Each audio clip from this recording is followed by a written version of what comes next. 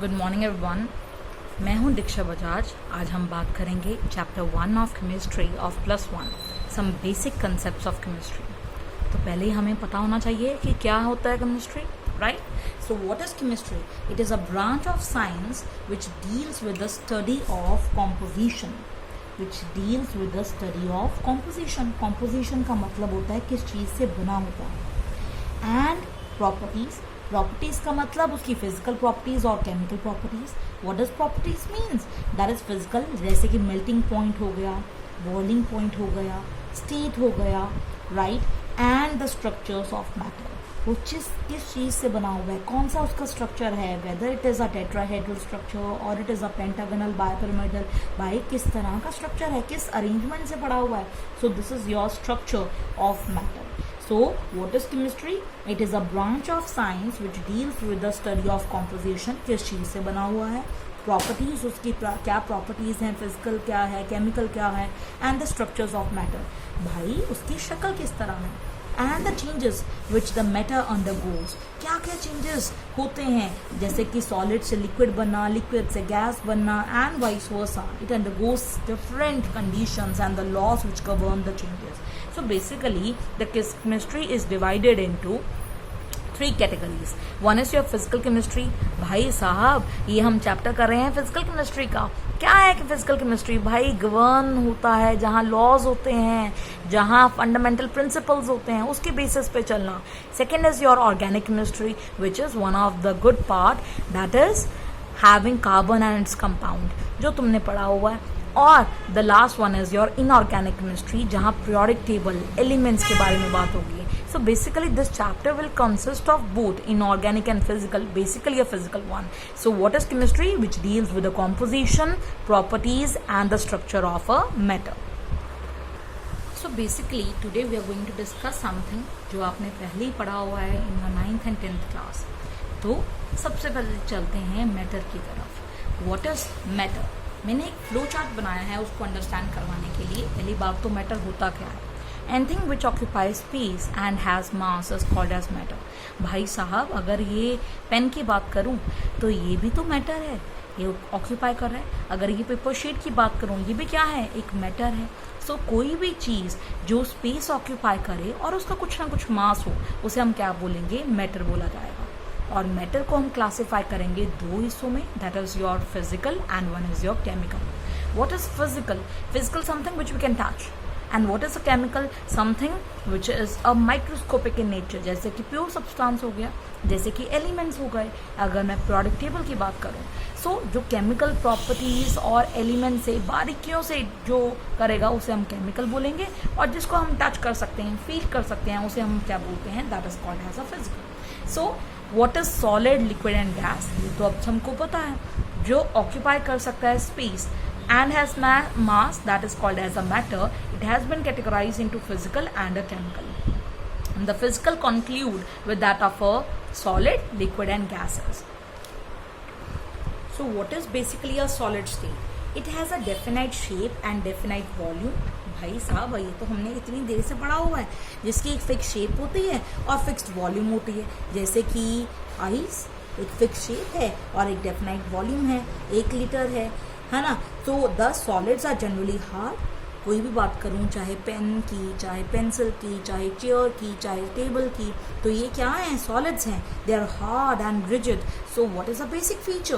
That is they have a definite shape and a definite volume. While what is a liquid?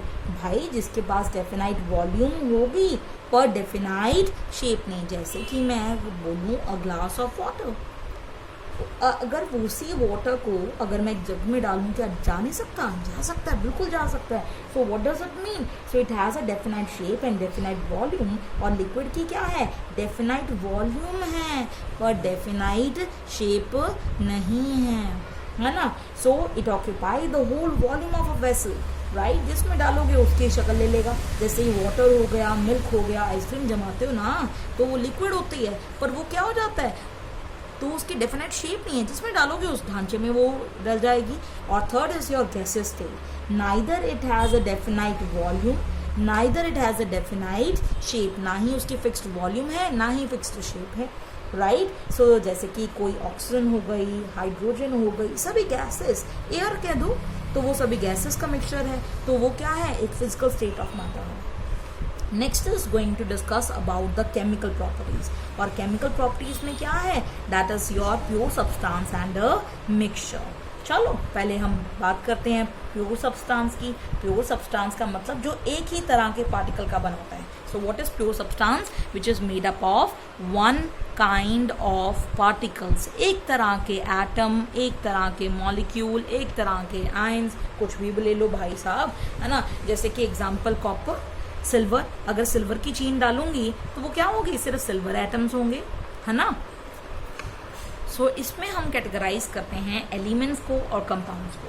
पहली बात, what are elements, these are simplest form of pure substance which can neither be decomposed nor built into simpler substances by ordinary physical and chemical।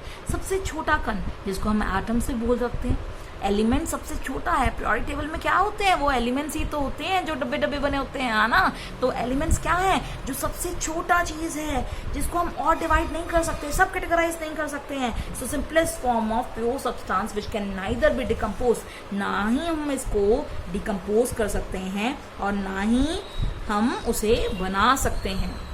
सो ना ही हम उसे decompose, ना ही हम उसे बना सकते हैं कोई भी सिंपल सब्सटेंसेस से, उसे हम क्या बोलते हैं, that is called as a element. पर एलिमेंट को भी तो हम पीरियोडिक टेबल में डिवाइड करते हैं, किसमें, ये भी तुम लोगों को आता है। That is your metals, one is your non metal and one is your metalloids, right. So what are these, these are malleable, these are non-malleable and neither these। सो जिसकी प्रॉपर्टी इंटरमीडिएट होगी मेटल और non metal के बीच में, और हम उसके क्या बोलेंगे, they are called as metalloids. So what are metals, metal have a good लक्षण, ये तो 9th क्लास में पढ़ा हुआ है सबने। So what are metals, they are malleable, they are ductile, they are a good conductor of electricity. भाई घर में बिजली किस में आती है, कॉपर वायर्स में आती है ना। So they are good conductor of heat and electricity. घर में एल्यूमिनियम के बर्तन होते हैं तो क्या है, वो इलेक्ट्रिसिटी, हीट, सबकी चीज़ की है। और 80% of the periodic table that consist of metal, जो हमारा पीरियोडिक टेबल है, केमिस्ट्री का मेन पार्ट है, वो सारा क्या है, दैट इज योर मेटल्स हैं। अगर मैं सेकंड बात करूं, that is your non metals. तो नॉन मेटल का क्या है, that is opposite of metal, ना ही वो लस्ट्रस है, ना ही वो ब्रिटल, ना ही वो नॉन कंडक्टर है, ना ही वो good conductor of electricity है। तो what does it mean, that it has the properties which are exactly opposite to that of metals, neither they are ductile, neither they are malleable, we cannot convert into thin sheets, and the last is your metalloid। So these are the elements which have a characteristic common to both the metal and the non-metal। जैसे कि example silicon हो गया, जैसे कि example silicon, arsenic हो गया, bismuth हो गया, right. So what are these are the metalloids, they have a property intermediate that of a metal and a non metal. अब हम बात करेंगे कंपाउंड्स की। तो कंपाउंड्स में हमारे पास दो हिस्से हैं, that is inorganic and organic compound. So let us discuss. As a name indicate, organic means something which is obtained from plants and animals, carbon, right? And what is inorganic? भाई जो पूरा product table है वो क्या है, inorganic compounds है, carbon dioxide है भाई, वो कंपाउंड है ना। तो what is compound? First of all, you should be knowing it. So compound are pure substance containing more than one kind of atom। है तो भाई एक तरह के एटम्स, पर एक से ज्यादा हो सकते हैं, उसे हम क्या बोलेंगे, that is compound. So this is a pure substance containing two or more than two elements। So these are pure substances containing two or more than two elements combined together in a definite proportion by mass। अगर मैं उसकी मास की बात करूं, they are in a fixed proportion। हमेशा, चाहे मैं carbon dioxide अपने रेस्पिरेटरी ट्रैक से निकालूं, चाहे मैं कार्बन डाइऑक्साइड किसी भी चिमनी एग्जॉस्ट चल रहा है उसे निकालूं, या अगर प्लांट्स की बात करूं वो भी क्या ले रहे हैं, कार्बन डाइऑक्साइड ले रहे हैं, तो हमेशा उसका फॉर्मूला क्या आएगा, it is going to be CO2। उसका मास क्या रहेगा, फिक्स्ड रहेगा। जैसे कार्बन का मास कितना होता है, 12, और ऑक्सीजन का मास कितना होता है, 16, 16 2s are 32। So every time the ratio is going to be like this. So it means any kind from where, चाहे अगर मैं पानी की बात करूं, पानी मैं RO से ले लूं, पानी मैं नलके से ले लूं, पानी मैं किसी टैप से ले लूं, चाहे पानी मैं एसिड रेन से ले लूँ, चाहे मैं पानी किसी भी फॉर्म के ले लूँ, है ना, तो पानी का जो फॉर्मूला है वो क्या होने वाला है, it is going to be same, their proportion by mass is going to be same. जैसे मैं बात करूँ पानी की, तो पानी का हाइड्रोजन का मास कितना होता है 1, अगर 2 एटम्स है it is going to be 2। Oxygen का कितना मास होता है 16, से it is always going to be ratio 1:8, so it is going to have a fixed proportion by mass. So this is what we mean by a compound. Okay जी, so what is a compound, this is a pure substance. अगर मैं compound की बात करूं, ये क्या है, एक प्योर सब्सटेंस है जो 2 एलिमेंट या 2 से ज्यादा से बना होगा, पर उसकी डेफिनाइट प्रोपोर्शन होगी, चाहे मैं किसी भी हिस्से से ले लूं, that is going to be same composition, fix proportion by weight, fix proportion by mass, whatever you say. Now we are going to discuss about inorganic compound and organic compound. So what is basically inorganic? These are compound which are obtained from a non-living sources, right? These are obtained from a non-living sources obtained. जैसे कि earth crust ले लो, चाहे rocks ले लो, चाहे minerals ले लो, वो सभी क्या है, मार्बल ले लो, सॉल्ट ले लो, वॉशिंग सोडा ले लो, भाई वो सभी क्या है, they are the inorganic compounds, non living से ऑब्टेन होंगे। और as a name indicate, organic mean something which is living, right, living sources, चाहे वो प्लांट्स हो चाहे एनिमल्स, भाई उससे ज्यादा क्या होगा, है ना, लिविंग और नॉन लिविंग मैटर से ऑब्टेन होंगे, this is called as a organic compounds. So you have a next one, that is your mixture. Again an important and something which you have studied in your previous classes. What is a mixture? A combination of 2 or more elements or compounds in any proportion so that the compounds do not lose their identity. अगर मैं नींबू पानी ले लूँ तो वो एक mixture है ना, 2 या 2 से चीज़ों सा बना हुआ है, पर वो फिक्स प्रोपोर्शन नहीं है।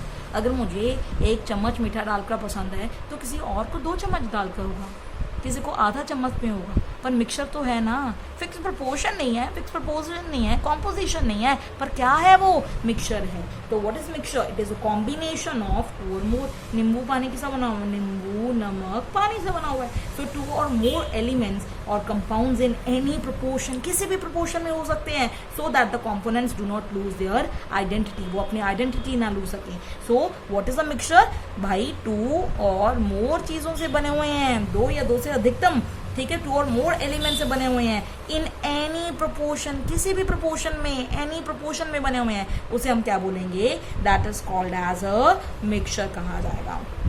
Next we are going to talk about homogeneous and a heterogeneous mixture. भाई साहब, what is a homogeneous mixture? It is said to be homogeneous if it has a uniform composition. ये क्या है, जिसकी uniform composition होगी। और what is heterogeneous, जिनकी uniform composition नहीं होगी। भाई समझने के लिए क्या है, अगर मैं चीनी को पानी में डालूं तो क्या मैं चीनी और पानी की डिफरेंट लेयर्स देख सकती हूँ, नहीं भाई, तो सिमिलर लेयर दिखेगी, तो वो क्या है, it is a homogeneous mixture. अगर मैं बात करूँ चॉक पाउडर को पानी में डालने की, भाई जितना मर्जी मैं उसे घोलने की कोशिश कर दूं तो वो कभी भी मिक्सचर बनने वाला ही नहीं है, that is going to be heterogeneous, that is not a stable, it is always going to be stand, it is going to be separated on standing, that is called as a heterogeneous, जिसको हम 2 separate layers में देख सकते हैं, जो composition उसकी uniform नहीं होती थ्रू आउट, कहीं ज़्यादा कहीं कम होती है, उसे नेक डाई से देख सकते हैं, उसे क्या बोलते हैं, that is called as heterogeneous mixture. So now we are going to talk about the SI units. What are SI units, भाई इंटरनेशनल सिस्टम ऑफ यूनिट्स है। तो अगर हम हर अलग अलग जगह पर जाएंगे तो सेम सिस्टम ऑफ क्लासिफिकेशन तो होगा नहीं।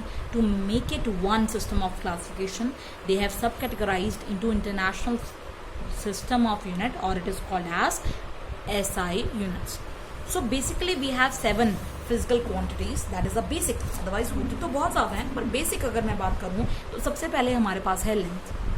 तो लेंथ तो आपने सुना होगा, लेंथ, ब्रेथ, हाइट, है ना। तो length is denoted by a symbol L and the name of unit is meter.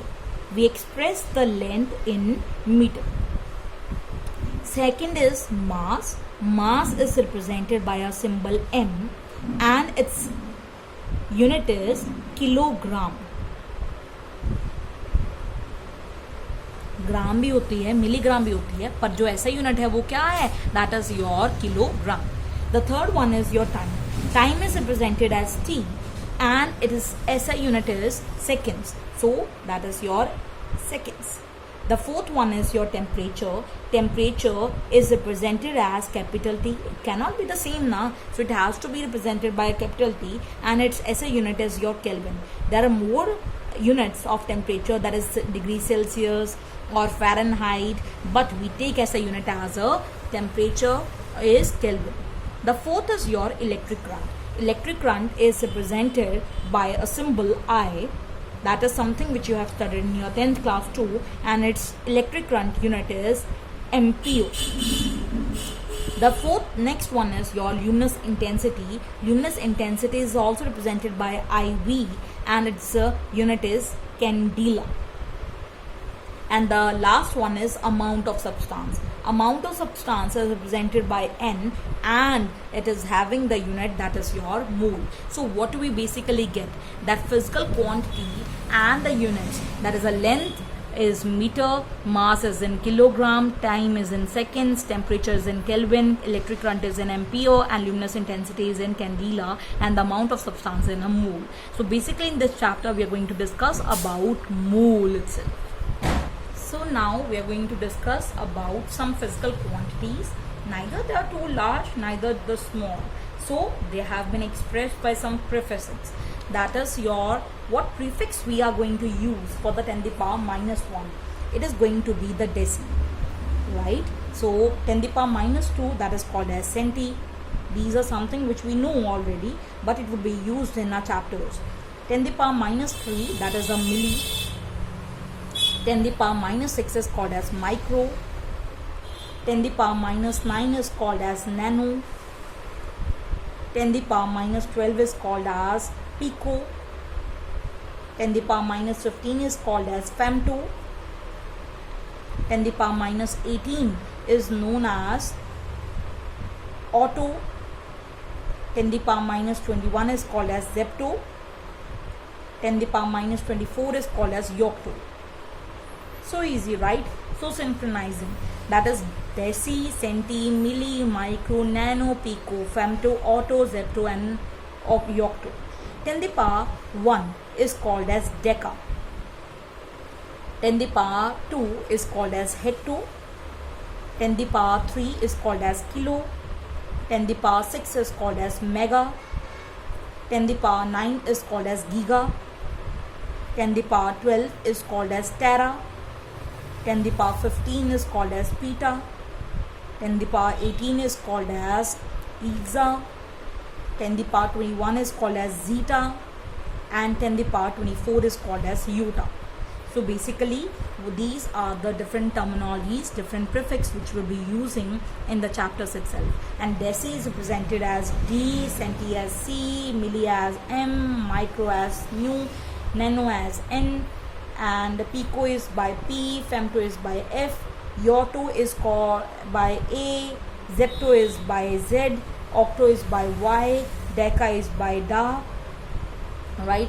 And hecto is by H, kilo is by K, mega is by capital M, and giga is by capital G, tera is by capital T, eta by the capital P, exa by the E, and zeta by Z, and iota by Y, capital Y. So what you basically got, that is a prefix which are used in that of a common SI unit. So now we are going to basically discuss some commonly used quantities, that is mass and weight. That is, a mass is a substance, is the amount of matter present in it, right? So what is a force? It is a force exerted on the object by the pull of gravity. भाई कितना हम जोर से exert object के ऊपर pull करेगा, gravity is going to apply some force on the object. भाई हम जो हर रोज उठाते हैं वो क्या है? वेट है. That is not a mass. Mass is amount of matter and the weight is exerted on object by the pull of gravity. हर चीज का एक वेट होता है, नॉट मास. मास तो होना ही होना है, पर वेट की वैल्यू जीरो हो सकती है, पर मास की वैल्यू कभी भी जीरो नहीं हो सकती. Next is going to be volume. It is amount of space occupied. जो लीटर क्यूब, मीटर क्यूब हम करते हैं वो क्या है? That is a volume. The third point is a density. It is amount of mass per unit volume. Density is mass upon volume. So the SI unit is going to be this. So density is going to vary from one place to another. Next is your temperature. What is temperature? It is a measure the degree of hotness. कितनी गर्मी और कितनी सर्दी है, कितना temperature है, तो उसे हम क्या बोलते हैं? That is going to be a temperature. SI unit is your Kelvin and other units are degree Celsius, degree Fahrenheit, and how they are related to each other.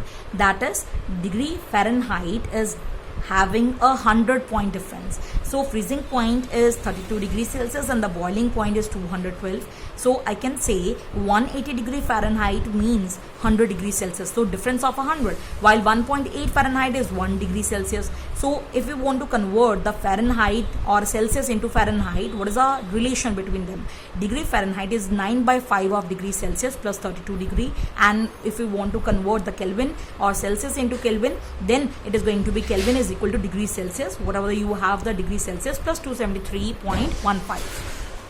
For example, if you want to convert the human temperature, that is 98.6 degree Fahrenheit, it would be 37 degrees Celsius and 310.15 Kelvin. And the room temperature is 77 degree Fahrenheit, then it is going to be 25 degrees Celsius and 298.15 Kelvin. So all the three thermometers, they vary different by their relationships. So you can convert one into another. Hopefully you have understood today's part. So tomorrow we are going to discuss about the drive units.